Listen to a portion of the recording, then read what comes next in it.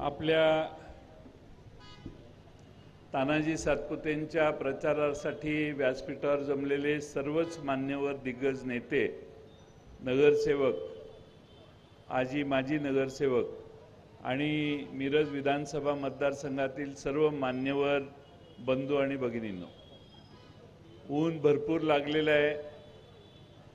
ज्यांना टोप्या मिळाल्या आहेत त्यांचं बरं आहे, पण ज्यांच्या डोक्यावर टोप्या नाहीत त्यांना किती उन्हाचा दाह सहन करावा लागतोय पत्रकारांसह हे आपण सगळे बघतोय.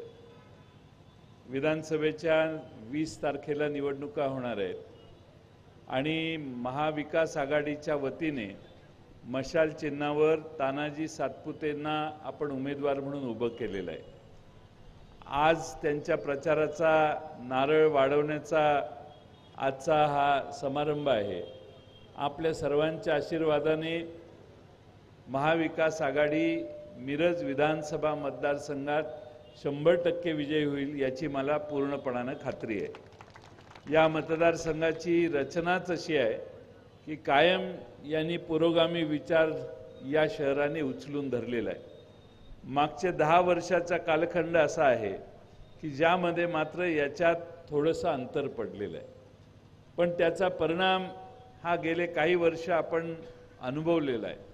या महाराष्ट्रातल्या या निवडणुकांमध्ये काही महत्त्वाचे प्रश्न घेऊन आम्ही महाराष्ट्राची निवडणूक लढवतोय. उद्धव ठाकरे साहेब, शरद पवार साहेब, राहुल गांधी, बाळासाहेब थोरात, नाना पटोले हे सगळे महाराष्ट्रामध्ये पूर्ण ताकदीनं आज काम करतायत. कालच मुंबई BKC मैदानात महाराष्ट्रातल्या जनतेला सत्तेवर आल्यानंतर आम्ही काय देणार याची एक मोठी रॅली घेऊन त्या ठिकाणी 5 प्रमुख मागण्या किंवा 5 प्रमुख गॅरंट्या या देण्याचं अभिवचन या सर्व प्रमुख नेत्यांनी महाराष्ट्रातल्या जनतेला दिलेलं आहे. आणि ह्या गॅरंट्या या जो सामान्य माणूस आर्थिकदृष्ट्या अडचणीत आहे, या राज्यातल्या महिला असतील, युवक असतील, शेतकरी असतील, या सर्व वर्गांच्यासाठी त्यांना पाहिजे त्या गोष्टी देण्यासाठी 5 गॅरंट्या आमच्या महाविकास आघाडीने दिलेल्या आहेत. 10 तारखेला महाविकास आघाडीचा तपशीलवार जाहीरनामा प्रकाशित होणार आहे. तेही मुंबईमध्ये काही प्रमुख नेते एकत्रित येऊन त्याचं प्रकाशन करणार आहेत. त्यातही आपल्या मिरज शहराला आणि मिरजेच्या ग्रामीण भागाला आवश्यक असणाऱ्या अनेक गोष्टी या महाविकास आघाडीच्या वतीनं करण्याचं वचन आपणा सर्वांना देण्याची व्यवस्था झालेली आहे. तानाजी सातपुतेंना आपण सगळे जवळून ओळखता. मला विश्वास आहे की या मतदारसंघामध्ये आमचे बाळासाहेब वनमोरे हे उमेदवार म्हणून इच्छुक होते. त्याच्याचबरोबर आमचे वनखंडे सर उमेदवार म्हणून इच्छुक होते. पण मला मनापासून आनंद आहे की या दोघांनीही आणि अन्य सगळ्या आपणही, सांगलीकर कुठे गेले, ते सगळ्यांनी इच्छुक उमेदवारांनी आज स्वतःचं मन मोठं केलं आणि तानाजी सातपुतेंना पाठिंबा देण्याचा निर्धार व्यक्त केला. आणि म्हणून मला खात्री आहे की आपण सगळे एकत्रित एकसंघपणाने काम करायला लागलो तर हा मतदारसंघ पूर्वीपासून पुरोगामी विचारसरणीच्या मागे उभा राहणार आहे. त्या मतदारसंघात आपल्याला विजय नक्की होईल. अनेक प्रश्न महाराष्ट्रात, आपल्या जिल्ह्यात आणि सांगली विधानसभा मतदारसंघात आहेत. त्या मतदारसंघाची प्रश्नांची सोडवणूक करण्याचं काम तानाजी सातपुते करतील. पण त्याचबरोबर वाढलेली महागाई ही मिरजकरांनाही आहे आणि महाराष्ट्रातल्या प्रत्येक नागरिकाला जाणवते. वाढलेल्या महागाईच्या वर वाढलेला GST हा एक दुसरा प्रश्न सामान्य माणसाच्या खिशातनं पैसे काढण्यासाठी फार प्रचंड मोठ्या प्रमाणात त्याचा उपयोग होतोय. आज देशामध्ये सगळ्यात जास्त GST कोण भरतं तर महाराष्ट्र सरकार, महाराष्ट्र राज्य भरतं. मागच्या महिन्यातली आकडेवारी निघाली तर 30,000 कोटी रुपये महाराष्ट्राच्या वतीनं महाराष्ट्रातल्या जनतेनं GST भरलेला आहे. आणि दुसऱ्या आसपासच्या राज्यांचा महिन्याला जीएसटी किती 5,000, 8,000, 11,000 कोटी रुपये. म्हणजे एवढ्या मोठ्या प्रमाणात महाराष्ट्रातल्या जनतेने कर भरायचा, पण महाराष्ट्राच्या पदरात काय मिळालं याचा जर विचार केला मित्रांनो तर तुमच्या लक्षात येईल. सगळे उद्योग गुजरातला गेले, आमच्या महाराष्ट्रातली बेकारी वाढली, फॉक्सकॉन सारखा उद्योग गेला, टाटा एअरबसचं उद्घाटन देखील परवा मोदी साहेबांनी बडोद्यात केलं. तिसऱ्या बाजूने अनेक उद्योग महाराष्ट्राच्या बाहेर जाताना एकनाथ शिंदे आणि त्यांचे 2 उपमुख्यमंत्री तोंडातनं शब्द देखील काढत नाहीत. आज तुम्हाला आम्हाला असं वाटत असेल की काय होतं, 4 उद्योग गेले तर नवीन 4 उद्योग आणतील. स्वतः एकनाथ शिंदेनी भाषणात विधानसभेत सांगितलेलं होतं, जयंतराव काळजी करू नका, फॉक्सकॉन गेला तरी आम्हाला मोदी साहेबांनी आश्वासन दिलेलं आहे, याच्यापेक्षा मोठा प्रकल्प मी तुम्हाला महाराष्ट्रात देतो. एकही प्रकल्प महाराष्ट्रात आला नाही. दाओसला गेले उद्योग आणायला, तिथल्या हॉटेलचं बिल न भागवता मागं आले, हॉटेलवाल्याने परत बिल पाठवलं, म्हणजे पैसे न भरता हे मागं आले आणि हॉटेलवाल्यांनी बिल पाठवलं. म्हणजे यांनी दावोसला जाऊन काय केलं असेल हे तुमच्या लक्षात येतं. आज महाराष्ट्रामध्ये 2च मुद्दे मी आकडेवारीनं तुम्हाला सांगतो की तुमच्या लक्षात येईल की मी म्हणतोय त्यात किती अर्थ आहे. महाराष्ट्रातल्या या त्रिकुटांनी गुजरातला महाराष्ट्र आंदोलन केलेलं आहे. गुजरातच्या दावणीला महाराष्ट्र बांधण्याचं पाप हे एकनाथ शिंदे आणि त्यांच्या 2 सहकाऱ्यांनी केलेलं आहे. मित्रांनो, आपल्या सगळ्यांना एक लक्षात घ्या की सगळ्यात 2 महत्त्वाच्या घटना आकडेवारीनं आता सिद्ध झालेल्या आहेत. एक म्हणजे काल परवा भारताचं सगळ्या उत्पन्नात आजपर्यंत महाराष्ट्राचा वाटा 15% खाली कधी नव्हता. पहिल्यांदा परवा जाहीर झालं की महाराष्ट्राचा वाटा 13% खाली आलेला आहे, म्हणजे 2% खाली आलाय, 13%वर आम्ही आलो. दुसरा आकडा सांगतो, दरडोई उत्पन्न मी राज्याचा अर्थमंत्री होतो 2001, 2, 3, 4, 7, 8 सालापर्यंत, 9 सालापर्यंत जवळपास. या काळामध्ये महाराष्ट्र कायम पहिल्या, दुसऱ्या, तिसऱ्या, चौथ्या क्रमांकावर होता. म्हणजे भारतामधल्या जी दरडोई उत्पन्नाची यादी होती त्यात महाराष्ट्र 3ऱ्या क्रमांकावर. म्हणजे फक्त 2च राज्य, हरियाणा सारखं राज्य जे छोटं आहे त्यामुळे जरा थोडंसं जास्त पुढं आपल्या होतं, अशी राज्य 1-2 सोडली तर कुणी महाराष्ट्राच्या पुढे नव्हता. महाराष्ट्रातल्या सामान्य माणसाचं दरडोई उत्पन्न जास्त होतं. देवेंद्र फडणवीस साहेब महाराष्ट्राचे मुख्यमंत्री 14 साली झाले. 16 साली महाराष्ट्राचं दरडोई उत्पन्न हे गुजरातपेक्षा कमी झालं. आपल्यावर गुजरात गेला, गुजरातचा 5वा नंबर आला, आपला 6वा नंबर आला. 16 सालापासून महाराष्ट्र कधीही वर गुजरातच्या जाऊ शकला नाही. त्याला जबाबदार कोण? तर दिल्लीचं भारतीय जनता पक्षाचं सरकार आणि महाराष्ट्राचं भारतीय जनता पक्षाचं सरकार. आज यादी काढली तर दरडोई उत्पन्नात महाराष्ट्र आता 11व्या नंबरला गेलेला आहे. म्हणजे महाराष्ट्राचं नुकसान यांनी राज्य चालवताना केलं. भ्रष्टाचाराचा तर काही विषयच काढू नका. छत्रपती शिवाजी महाराजांचा पुतळा उभा राहिला, त्यातही यांनी भ्रष्टाचार केला म्हणून तो पुतळा पडला. मुख्यमंत्री एकनाथ शिंदे म्हटले वाऱ्यामुळे पुतळा पडला. मी तिथं मालवणला गेलो, विशाल पाटील, मालवणला गेलो तर मालवणला लोकांनी मला माहिती दिली. मी म्हटलं अरे वारं कुठून आलं? तो म्हटलं वारं इकडनं आलं. मग पुतळा, तो काय पुतळा तिकडेच पडलाय. मी ज्या बाजूनं वारं आलं त्याच बाजूनं पुतळा, त्याच बाजूला पुतळा पडला.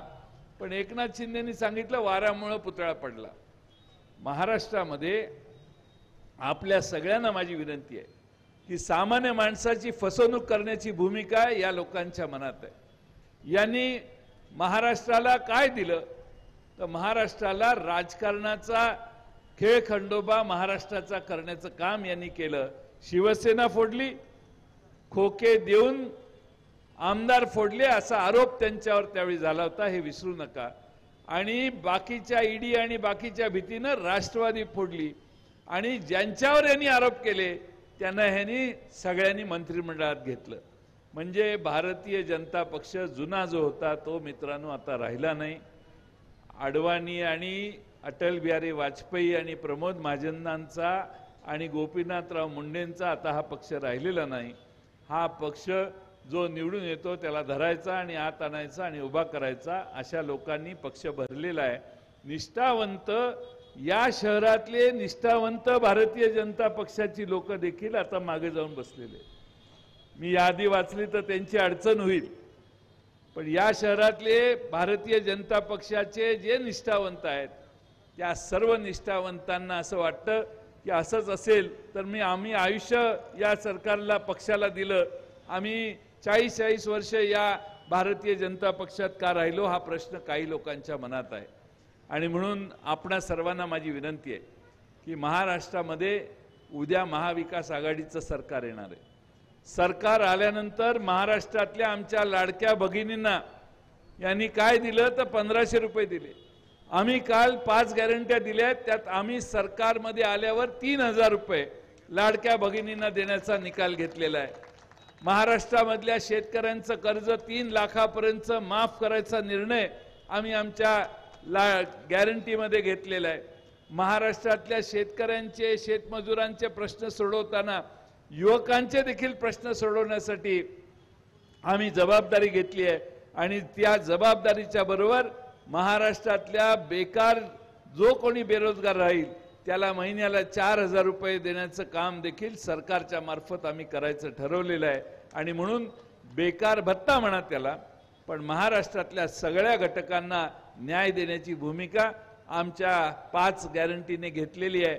आमच्या या सगळ्या गॅरंट्यांच्याकडे जर बघितलं, अगदी गॅस सिलेंडरसाठी देखील आम्ही गॅरंटी घेतलेली आहे. या सरकारमध्ये बसलेल्या लोकांच्या पेक्षा दुप्पट गॅस आम्ही त्याच दराने म्हणजे त्यांच्यापेक्षा डबल गॅरंटी आम्ही गॅस देताना पण घेतलेली आहे.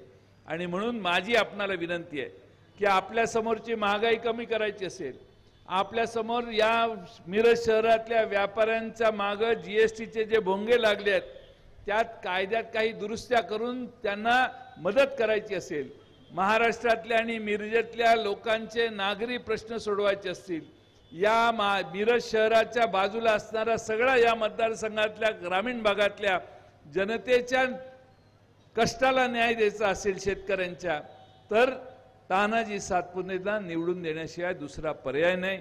दुसरे निवडून आले, अनेक वर्ष झाले, आता त्यांचं भागलेलं आहे. त्यामुळे आता त्यांना परत निवडून देण्याची काही गरज नाही. आता अजीर्ण झालंय तिकडं. त्यामुळे तानाजी सातपुतेंसारखा नवा चेहरा या ठिकाणी तुमच्या सगळ्यांच्या आशीर्वादाने आज उभा राहतोय.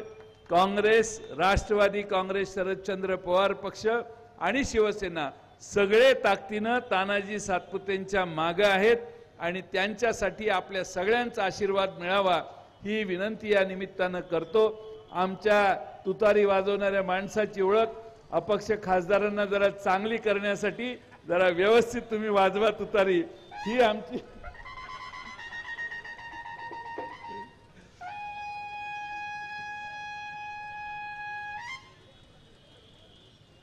ही आमचं चिन्ह इथं उभं नाहीये. पण घड्याळ आमचं विशाल चोरीला गेले. आमचं चोरीला गेल्यामुळं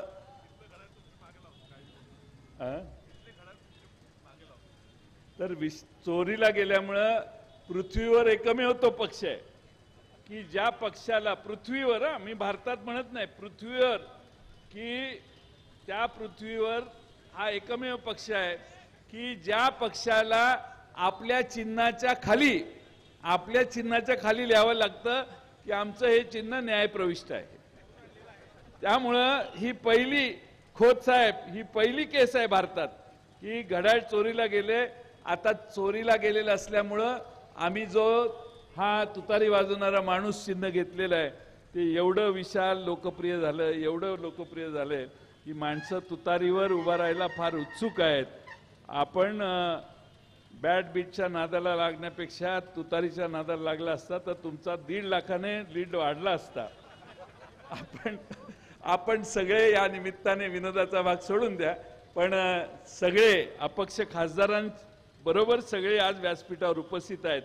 याचा अर्थ या भागातले सगळेच उपस्थित आहेत.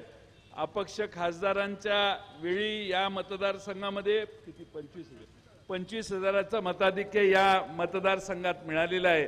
मला खात्री आहे की ते किंवा त्याच्यापेक्षा जास्त मताधिक्य या ठिकाणी मिळवण्याचा तानाजी सातपुते साहेब आम्ही सगळे प्रयत्न करू. आम्ही सगळे तुम्हाला योग्य ती मदत करू आणि आपल्या या उमेदवारीत या जिल्ह्यातल्या सगळ्या जागा या महाविकास आघाडीच्या निवडून येण्यासाठी आपला प्रयत्न केला पाहिजे आणि त्या सगळ्या जागा निवडून आणण्यासाठी आपण प्रयत्नाची शिकस्त करू.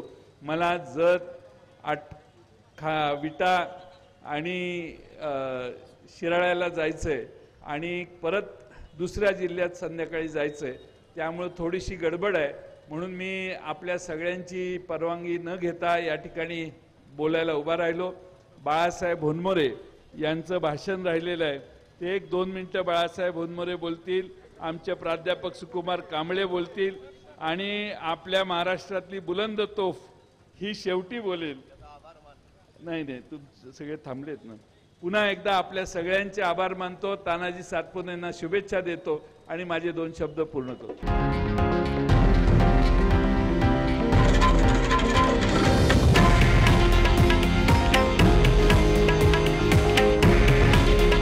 हे आहे देशातील नंबर 1 न्यूज नेटवर्क आणि आपण पाहत आहात TV9 मराठी.